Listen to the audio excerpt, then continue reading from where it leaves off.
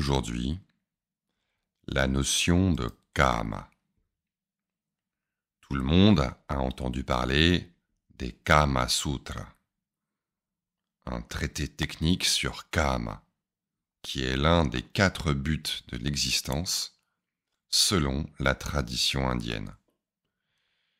Kama désigne en sanskrit le plaisir, dans son acception la plus large, plaisir du corps et de l'esprit. C'est pourquoi les Kama Shastra, les traités sur le plaisir, ne parlent pas seulement de sexualité, mais aussi de l'art de décorer sa maison, de confectionner des guirlandes, du dressage des perroquets, de la composition poétique ou des jeux d'esprit. Kama, c'est à la fois le plaisir et le désir. Le mot vient de la racine kam, qui signifie désirer, aspirer à, souhaiter, mais aussi être amoureux, être excité sexuellement, admirer, valoriser. Cette racine est apparentée à kan et ka, qui signifie jouir de, prendre plaisir à. Dans la perspective indienne classique, Kama est légitime lorsqu'il est en accord avec l'ordre naturel des choses, le dharma. Mais s'il est poursuivi pour lui-même, il conduit inévitablement à la souffrance, à moins qu'il ne soit orienté vers le divin. C'est l'enseignement fondamental du texte le plus célèbre de l'Inde, la Bhagavad Gita. On peut aimer dans le bonheur si l'on aime Dieu.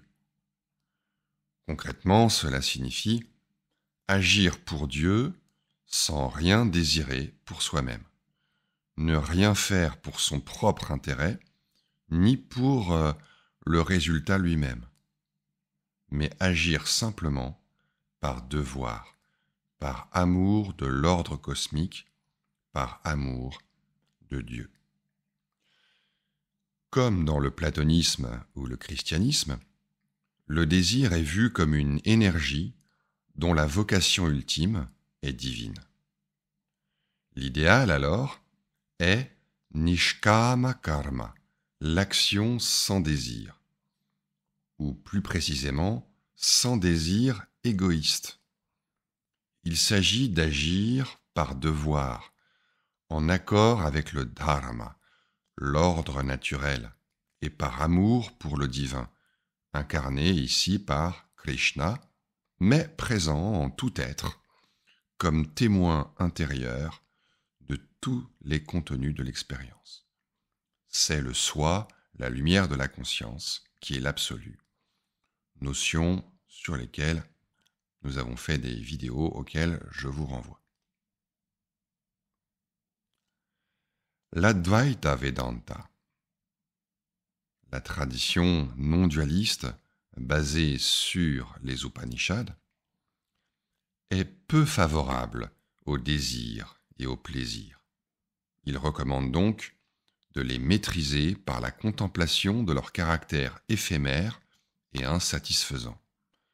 En reconnaissant que tout désir est souffrance et que tout plaisir est passager, naît spontanément le vairagya, le détachement, la désillusion, on pourrait presque dire la lucidité. Alors l'intellect devient clair, pur et disponible pour entendre l'enseignement non dualiste. Il se tourne naturellement vers la conscience témoin, notre essence, seule et unique réalité, ce soi qui est l'absolu. Une autre forme de non-dualisme, comme celle du Yoga Vasishta, propose les mêmes méditations, mais sans exiger un renoncement extérieur. Ce qui importe, c'est le détachement intérieur, aboutissant à une liberté qui ne se manifeste pas nécessairement à l'extérieur. C'est une fraîcheur intérieure, Antah-shitalata, qui peut coexister avec l'action. Ainsi, Arjuna combat tout en demeurant paisible, aux côtés de Krishna. Il est le héros du Karma Yoga, le yoga de l'action désintéressée, qui est le grand message de la Bhagavad Gita. Ainsi, le but est d'agir avec désir, mais d'orienter le désir uniquement vers ce qui est conforme à l'ordre divin. Tous les autres désirs doivent être éliminés et en quelque sorte, on peut dire que le désir doit se dissoudre dans le devoir. Mais dans le shivaïsme du Cachemire et le tantra non dualiste, il ne s'agit pas simplement de renoncer au désir égoïste ou de l'orienter vers le divin, de le sublimer. Il s'agit de reconnaître que le désir à l'état pur, pris en sa source, est non-duel. Il est l'absolu. Il est le soi qui est l'absolu. Concrètement, lorsque je désire manger, lorsque j'ai faim, eh bien, ce désir, en sa toute première pulsation, toute première sensation de la faim à l'état pur, ne fait qu'un avec l'objet désiré, c'est-à-dire la sensation de n'avoir plus faim, la sensation de satiété. Avant que ne surgisse la séparation entre le sujet et l'objet, entre moi et la nourriture que je veux, il y a un moment d'unité. En fait, ce moment est toujours présent, mais très vite, il est recouvert par les pensées, les paroles, les gestes, pour s'unir à l'objet désiré.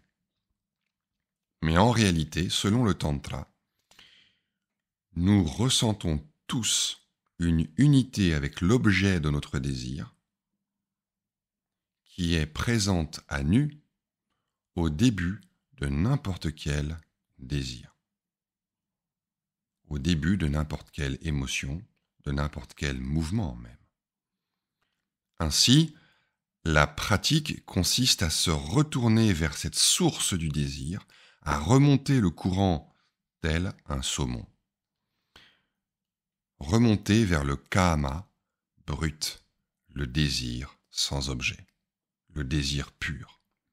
Cela suppose de se détacher de l'objet du désir, non pour le rejeter, mais pour mieux reconnaître l'énergie du désir elle-même, une énergie non duelle, non séparée de son objet, donc sans manque, donc pleinement satisfaite. L'aube du désir n'est ni manque ni souffrance. Le sujet et l'objet n'y sont pas encore séparés. C'est un jaillissement d'énergie, shakti, pleine conscience d'elle-même, émerveillement, délectation, vertige d'une liberté sans limite. Le pratiquant doit simplement avoir assez de détachement pour se détourner du contenu du désir et retourner cette énergie vers sa source, la source de tout.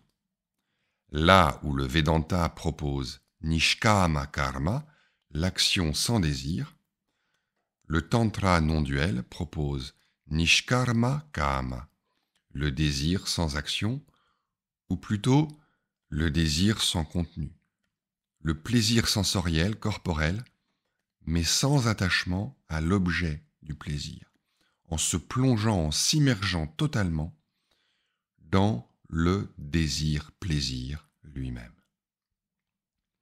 Donc, dans les deux approches, Vedanta et Tantra, un détachement est requis.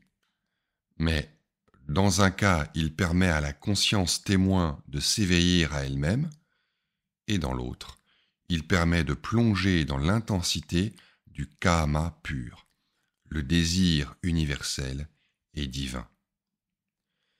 Kama est ainsi au cœur de la quête de la liberté.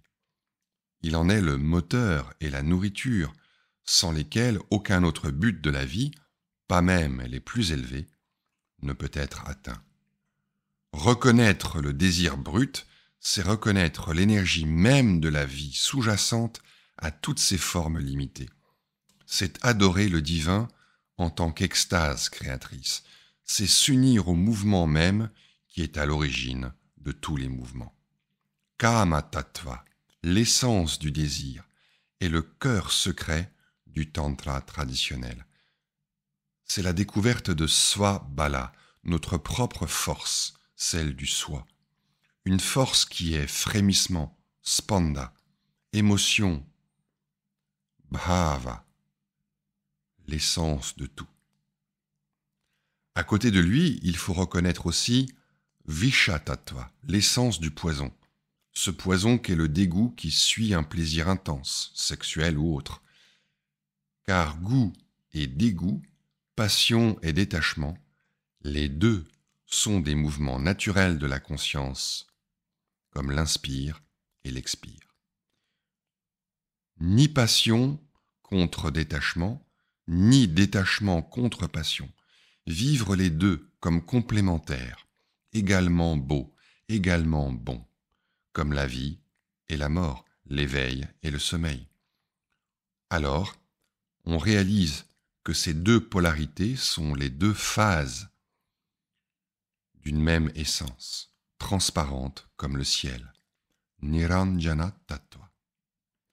C'est pourquoi, dans le tantra traditionnel, on peut légitimement affirmer que le désir, s'il est reconnu pour ce qu'il est, peut devenir source de libération et de félicité. Comment reconnaître cette source? En se tournant intérieurement, immédiatement vers elle, dans l'instant, au cœur de n'importe quelle expérience. En écoutant le ressenti le plus profond au fond de soi, sans chercher la clarté, sans attendre l'extraordinaire. Ensuite, c'est affaire de patience, d'amour, d'attention et de fidélité. Il n'y a plus qu'à se laisser faire en foi nue.